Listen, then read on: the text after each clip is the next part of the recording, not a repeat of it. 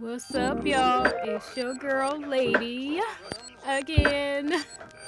And today, we gonna be reacting to the most toxic couple ever on Love After Lockup. Okay, so like the video, comment, definitely subscribe, and let's get into it. What happens when love, lies, prison bars, and betrayal all collide? Welcome to the world of Love After Lockup, where some of the most jaw dropping relationships unfold on camera. But among all the drama, cheating, and chaos this show has given us over the years, one couple stands out as the absolute most toxic pairing in the entire franchise history. Today, we're diving deep into why this relationship was a complete disaster from start to finish. Trust me, you won't And believe what you're about to wolves. hear. So, who takes the crown as the most toxic couple in Love After Lockup history? After analyzing all the drama across multiple seasons, the answer has to be Sarah and Michael Simmons. This couple appeared in season 2 and Absolutely. quickly Abso-fucking-lutely. became the face of everything wrong with prison relationships. Their story is a masterclass in manipulation, infidelity, and emotional abuse that stretched across multiple seasons. Sarah and Michael's relationship started when they were teenagers. They fell in love young and even had their first daughter, Aviana, before Michael ended up behind bars for a 3-year sentence. Like many couples on the show, Sarah stayed loyal, visiting him in prison, accepting his collect calls, and dreaming of the day they could be a proper family. Here's where things get twisted. Get real mushy right here. Cause don't think this is just your regular couple. Oh no. This is much more than that. This nigga wild. Michael was locked Wild. up, I Sarah tell decided you. to take their relationship to the next level. They got married while he was still serving his time. She believed this would cement their bond and prove her commitment. What Sarah didn't know was that Michael had a secret that would blow up her Yes, entire Lord. world. Yes, he When did. Michael was released from prison, Sarah was beyond excited to finally have her husband home. She had waited years for this moment. She had raised their daughter alone, stayed faithful, and kept their Mm-hmm. family together. And But the did. reunion she imagined quickly turned into a nightmare. Enter Megan, a woman from Texas who believed she was Michael's girlfriend. Enter Megan. Here we go. That's right. Michael had been running a full blown relationship with another woman while he was in prison and while married to Sarah. Megan had no idea Michael was married. She She had didn't. given him her virginity and thought they were planning a future together. Think of that part though. This nigga whole ass married. You ain't even know he married, which could have been a Google search. You can find those things out online, background check type shit, before you just want to go out and give your virginity away. That's something, special, especially as, you're a little older than what normal people give it away at type shit. Not normal, it shouldn't be normalized, bitch. It shouldn't be, you know what I'm saying? But it's more special as you're older, and I don't want to just give it away to some nigga that I met on a pen pal site at the jailhouse. You feel me? Like, bitch, did you get checked? Did you use a condom? Like, it's just questions. Cause she was a doorknob. Like slow. A fucking doorknob. One of them slow ones, not the ones with the camera and all that shit like that. With the keypad. No, the regular one. Like on the bathroom door. The fuck. She was completely Ugh. blindsided when she discovered the truth. The love triangle that unfolded was Shit absolutely was brutal to watch. wild. Michael didn't just cheat on Sarah once, he actively maintained relationships with multiple women, playing them Yes. all against each other. Yes, he Megan did. confronted Michael after his release, asking him directly if he planned to stay married to Sarah. He told her no, promising he would hire a lawyer and get a divorce. These were lies. Yeah, like Meanwhile, nigga, girl, ain't no nigga gonna leave their wife for you. Okay, maybe a 1% nigga might leave their wife for the bitch he fucking. Maybe, but usually, about 99% probably ain't gonna leave their wife for you. Type shit. So girl, don't be listening to them lies. These niggas be lying. We do too now. We do too. We in it. Yeah, we do. But they be lying, don't listen to that bullshit. He's fucking lying, okay? Well, Sarah found out about Megan and was devastated. They But met here's up. what makes this so toxic. Despite learning about the affair, despite the lies and betrayal, She still Sarah was right stayed. there. She didn't Yeah. just stay, she got pregnant with their second daughter, Gianna. Come again, say what? Oh, yeah, yeah, yeah. I was about to say, I don't remember that bitch. Yeah, she was pregnant when they broke up. She was pregnant. Yeah, yeah. Michael had convinced her to give their marriage another chance, only to continue his pattern of cheating and manipulation. What makes Michael and Sarah's relationship the most My toxic camera isn't just the fucking up. cheating, it's the psychological manipulation that Michael used to keep Sarah hanging on.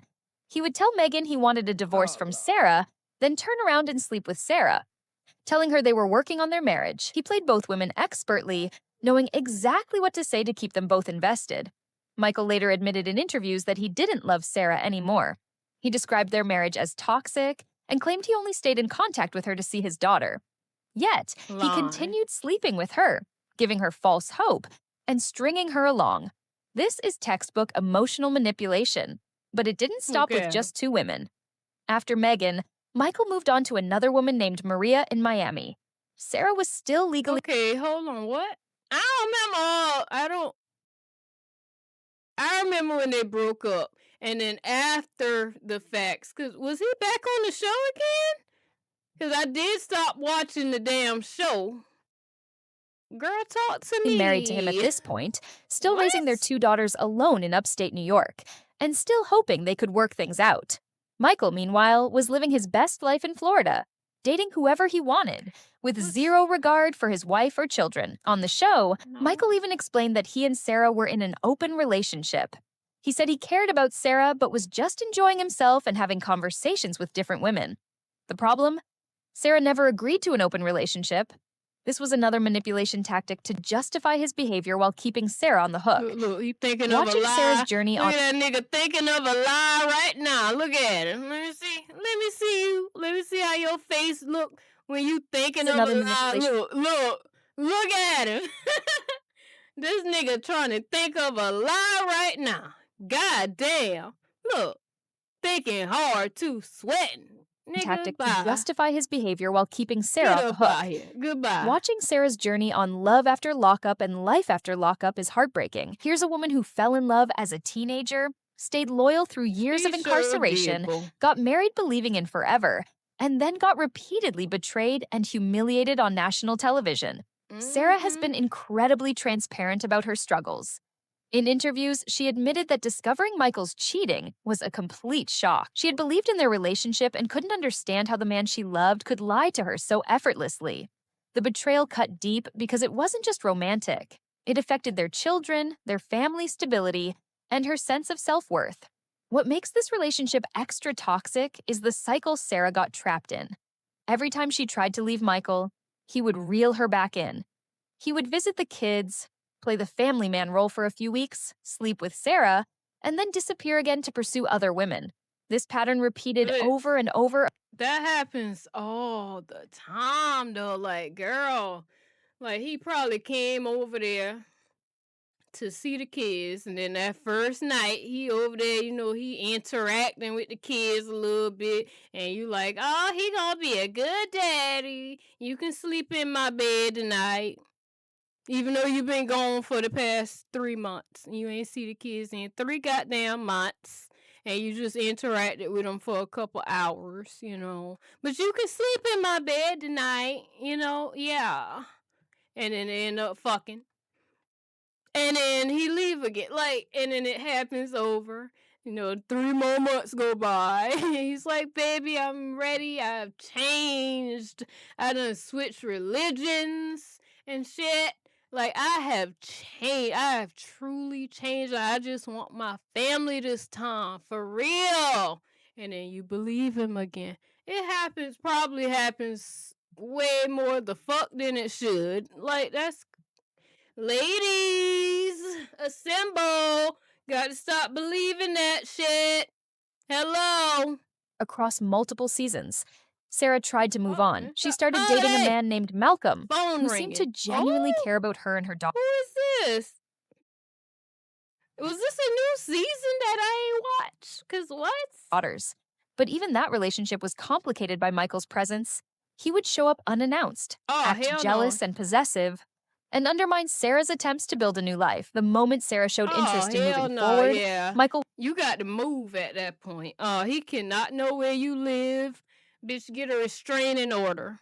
Cause I'm pretty sure he probably done told her, bitch, you leave me, I kill you. He probably one of them niggas, one of them type of crackhead niggas, you know? Yeah, you gotta move. You gotta get a restraining order.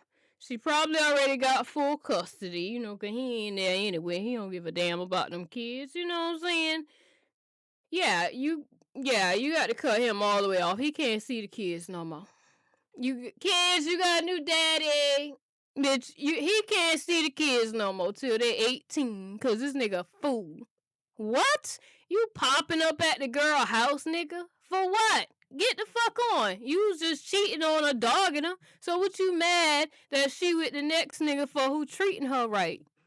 Get the fuck on, nigga. Get the fuck on. would swoop back in, not because he wanted to be with her, but because he couldn't stand losing control. Viewers have criticized Sarah harshly for Nah, staying in this cause he didn't want to see her with the next nigga. That's what it is. toxic situation. People wondered why she couldn't just file for divorce and move on. But anyone who understands abuse and manipulation knows it's never that simple. Michael had years to build his psychological hold over Mm-hmm. Sarah. She had 2 young daughters with him. She kept hoping he would change and become the father and And they husband she never needed him to did. be. The toxicity of Michael and Sarah's relationship had real world Look, consequences beyond heartbreak and drama. Michael's pattern of irresponsible behavior eventually caught up with him. In recent years, Michael has been arrested multiple times, including charges for child neglect in Florida. This is a what? man who claimed he stayed connected to Sarah for his daughters, yet his actions showed complete disregard for their well being. Girl, Sarah he finally don't give a damn about them kids. So he went to jail for child neglect. What happened with that? Cause the last time, I don't know, I think that was last year, he went to jail for he had drugs on him or whatever. He was in the car and they had all that shit on him.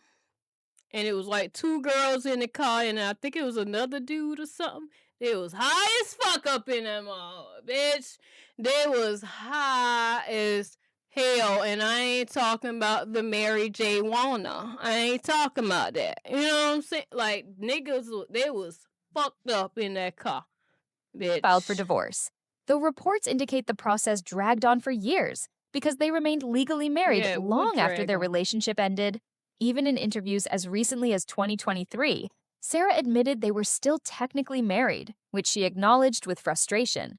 This shows how difficult it was for her to fully break free from Michael's control. I bet Michael she continues to needed cycle a through support system or something, boy. She needed to She really needed to keep that nigga that she was with, you know what I'm saying? Get up under him, move, like I said, like you done got a new nigga. Stop talking to the old one, like, you know what I'm saying? Like, hey, sometimes it works, you know what I'm saying? Get up under the next one. It works sometimes, especially in a situation like this. Come on now. Come on now, you know I'm right. It be in a situation like this, you got to get up under the next nigga. Like, come on. Don't fucking look at me like that because you know I'm right. relationships and legal troubles. His life became a pattern of charming women, using them for support or money, and then moving on when things got complicated. Multiple cast members from the show have noted that Michael represents one of the biggest challenges of the love after lockup experience. Shane and Lacey Whitlow are often Oh, mentioned as another God. extremely toxic couple Yes, from the oh, show, Lord and they have certainly mercy. deserve that reputation. Their relationship Yes. involved a messy love She, triangle. this bitch right here is the messiest bitch I ever heard of on Love After Lockup. This bitch got pregnant, and I think she didn't know who the baby daddy was or something. So she started telling the ex that he was the daddy of the other baby. It was some shit, y'all. Oh Lord, this bitch is messy. Oh my god. Where Lacey was engaged to one inmate, John, while dating another inmate, Shane. She Yeah. married Shane but continuously went back to John whenever things got difficult. Yes. Shane struggled with mental health issues, allegations of violence, and eventually an arrest for animal cruelty. Their relationship was Come again? unstable, harmful, and complicated by addiction and infidelity on both sides. So, why do Michael and Sarah take the crown as the most toxic love after lockup couple ever? Several reasons set them apart from other problematic pairings on the show. First, the level of manipulation was extraordinary. Michael didn't just cheat, he orchestrated elaborate lies involving multiple women over He years. He did. convinced Sarah to marry him while maintaining a relationship with Megan. He promised Megan a future while staying legally married. He moved to Miami for Maria while still sleeping with Sarah. Yeah, Every man, I action ain't was gonna see calculated him. to benefit him while showing zero respect for anyone else's feelings. Second, the impact on children makes this situation especially Way disturbing. worse. Sarah and Michael have 2 daughters who watched their father come and go, make promises he didn't keep, and treat their mother with disrespect. But then again, sis, hold on, when this video came out though? Because I might be about to talk a little ahead of my, let me see. A month ago? Alright, but then again, hold on, what's her channel name? Lockup Love. Shout out. Sis. But then again, if we gonna talk about that, we gotta talk about Brooke and what that nigga name was. Brooke and mm, I forgot his name. Dude was on all kinds of drugs and shit, and Brooke just straight up abandoned her damn kids to be with the nigga on the drugs and shit. Then get pregnant. Come on, sis. I don't know if these two are the most toxic couple right now. I don't know. It's close, but I ain't know. Brooke and that dude, JP or JT, JP, whatever the fuck his name was. They might be. They might be at number one. I ain't gonna hold you. Respect. Children are always the invisible victims in toxic relationships, and in this case, they were caught in the middle of their parents' dysfunction for years, while it played out on television. Third, the power imbalance was severe. Michael knew Sarah loved him and would keep giving him chances. Mm-hmm. He exploited that love repeatedly. Every time Sarah tried to establish boundaries or move on, Michael would manipulate the situation to his advantage. He And used their did. children as leverage, knowing Sarah wanted them to have a relationship with Ooh, their he say father. big old. Fourth, Who the said public that? humiliation was relentless. Unlike Damn. couples who had private struggles that were later documented, Michael's cheating and manipulation happened while cameras rolled. Sarah had to watch episodes where Michael went on dates with other women, admitted he wasn't in love with her anymore, and described their marriage as toxic, all while she was still trying to make things work. The emotional abuse was broadcast for millions to see. Finally, the relationship never truly ended. Even years after they should have moved on, Michael and Sarah I thought remained she broke entangled. up with him. This prolonged toxicity caused continuous harm rather than a clean break that would allow healing. The Michael and Sarah saga Wait, she ain't break up with him? I thought maybe I'm tripping. I could have sworn the girl broke up with him. teaches viewers several important lessons about toxic relationships. The first is that love alone cannot fix fundamental problems. Sarah loved Michael deeply, but love wasn't enough to change his behavior or heal their relationship. He had to want to change, and he clearly didn't. Second, Sure manipulation ain't. can be difficult to recognize when you're inside the relationship. From the outside, viewers could easily see Michael was using Sarah. Third, the sunk cost fallacy keeps people trapped. This way they Sarah met had up. invested years in this relationship. She had 2 children with Michael. She had gotten married believing in forever. Walking away felt like admitting failure and wasting all that time, but staying only created more pain and wasted more years. Fourth, Yeah. I patterns of mean, behavior and don't then when you think of it that way, what fucking time? The nigga was locked up damn near what? The whole fucking time. The nigga kept getting locked up. Like, he locked up most of the kids' life. He ain't been around the kids but how many hours? Bitch, he probably ain't been around the kids for 200 hours, they whole goddamn life. Like, No, hell no. change without serious Get on, intervention. sir. Michael showed who he was repeatedly. Each time Sarah gave him another chance, A he wolf did the in same sheep things, clothing, cheating, bitch. There you go. That's what that was right there. A wolf in sheep fucking clothes. Where that Michael was showed at? who he was. Look at big goofy ass nigga. Look at him. Let me move. Where I'm at. Let me look. Look at him.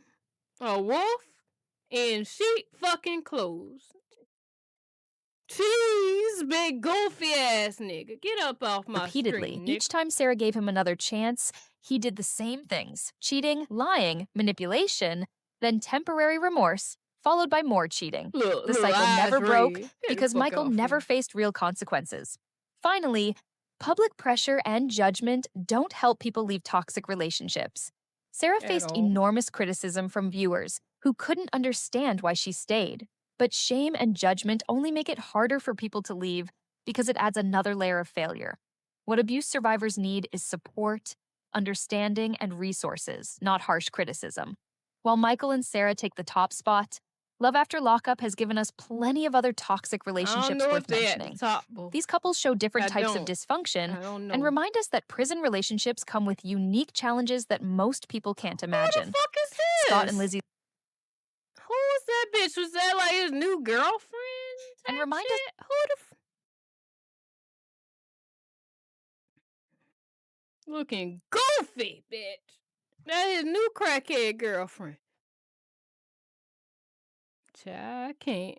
Talk to me, sis. that prison relationships come with unique challenges that most people can't imagine. Cause Scott fuck and all Lizzie's that. Who doing relationship that? was financially exploitative. Oh Scott Lord, spent his entire not Scott and Lizzie. Oh my gosh, do y'all remember them? Do y'all remember Scott and fucking Lizzie? Oh my gosh, I'm not even gonna call them toxic. Okay, I'm not even gonna do that. It was something. It was a case of a gold digger being a gold digger and a sugar daddy thinking he was a main nigga. Like, that's what it was. I can't even call him toxic, boo. It is what it was. It was what it was, bitch. Oh, Lord. Rest in peace, Scott. Damn. She got that nigga rolling over in his goddamn life grave. savings supporting Lizzie while she was in prison, sending her thousands of dollars, which she used to buy drugs. When she was released, she left him almost immediately after discovering he was broke. Yes, she did. Lizzie gaslighted Scott to the point of tears, and they never even consummated their relationship. The relationship was so one-sided that Scott eventually Imagine that. He sent her $90,000 while she was locked the fuck up, right? She gets home, and they give him no boot. No boutique, bitch. I be pissed the fuck off, ho. Cause I gave you I gave you $90,000 and you ain't gonna give me shit? Oh hell no. Then he gave her when she got home, bought her a bunch of fucking clothes. She ran up his credit card and shit. Like, girl, nah, you gonna give me something, bitch. Hey, but it was what it was. It was a gold digger doing what a gold digger gonna do type shit, and he was just a clueless sugar daddy caught in the crossfire. Stay off them prison pal websites, turned man. to heroin himself, a devastating consequence of the manipulation he experienced. Lindsay and Scott's relationship was marked by criminal behavior and lack of appreciation. Lindsay served 4 years for drug and firearm possession, and Scott uprooted his entire life to support her after Yes, his he son's did. death. She showed no gratitude, didn't trust him, and eventually destroyed his office, threw his laptop in the rain, and scattered his belongings across the lawn before ending up back in prison. Clint and Tracy had a roller coaster. What? When did that happen? I ain't see that. What?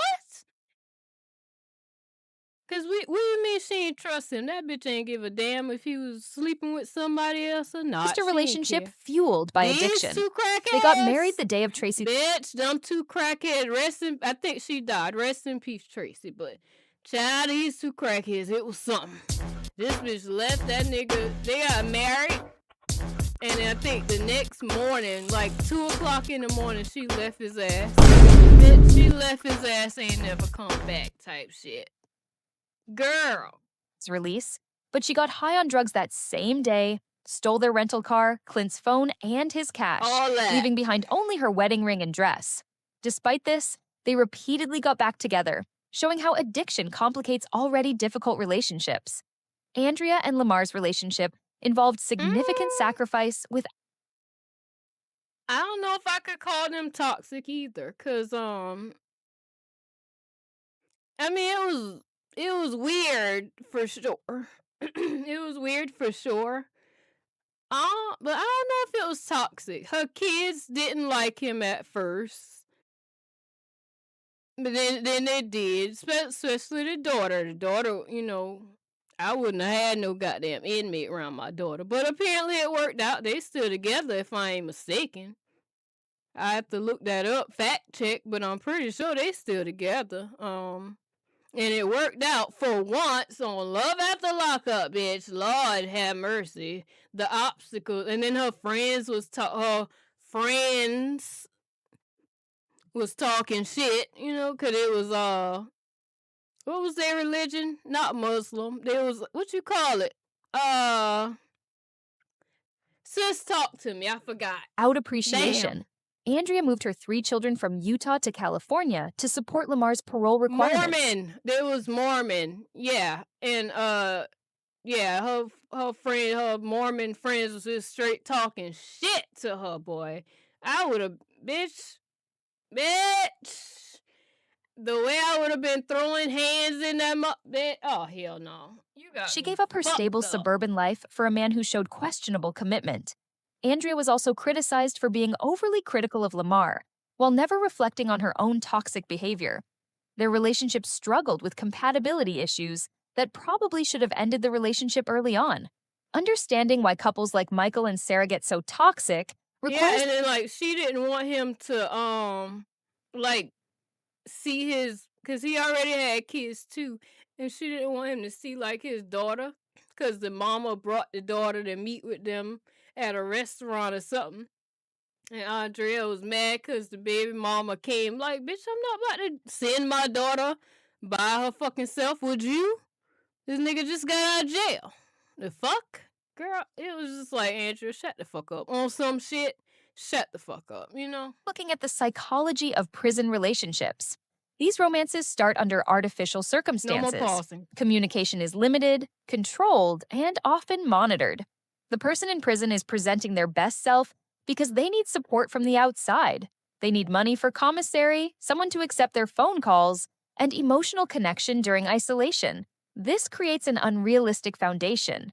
The person on the outside falls in love with an idealized version of their partner. They don't see the everyday struggles, the bad habits, the real personality that emerges during normal life stress. When the inmate is released, reality hits hard. Suddenly, they're dealing with job searches, parole officers, temptations, and freedom after years of control. Many can't handle it. Additionally, people who pursue relationships with inmates often have their own issues. They might have low self esteem, fear of abandonment, or a savior complex. They believe they can fix someone or that the relationship is special because they stayed loyal during incarceration. This makes them And it vulnerable to ain't. manipulation. The power dynamic is also problematic. The person on the outside holds power by providing financial support and maintaining the connection. But the incarcerated person holds emotional power by being the one who could leave or cheat. After release, these power dynamics shift and clash, creating Child. instability. So, there you have it. Woo! Michael and Sarah Simmons are undoubtedly the most toxic couple in Love After Lockup history. I don't know Their about that. relationship had everything: I ain't lies, cheating, convinced. manipulation, emotional abuse, public I don't humiliation, know. and a cycle that went on for years. What started as a teenage love story turned into a cautionary tale about the dangers of staying in relationships where one person repeatedly shows they don't respect or value their partner. Sarah's story is particularly heartbreaking because she clearly wanted to believe in love and family. She tried so hard to make it work, but you can't build a healthy relationship with someone who refuses to be honest and faithful. Michael's pattern of behavior hurt not just Sarah, but also Megan, Maria, and most importantly, his 2 daughters who deserved better from their And father. he ain't give a The lesson damn. here is clear. When someone shows you who they are, believe them the first time. Don't wait for the second, third, or 10th betrayal. Your time, Talk to your him. emotional energy, and your self worth are too valuable to waste on someone who treats you as an option rather than a priority.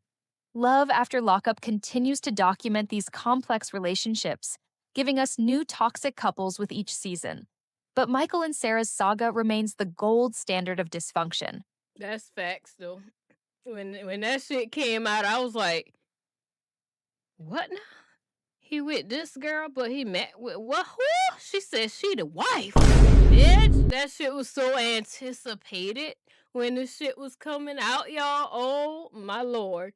But like I said, I'm still not convinced that they're the most toxic. Cause for me, Brooke and JP, I think that's his name, is right the fuck up there with him, bitch. Cause if you can abandon your fucking kids as a mother for a nigga, oh yeah, something wrong. But yeah, y'all, like the video, comment, definitely subscribe, and I'm gonna see y'all in the next one. Bye, y'all.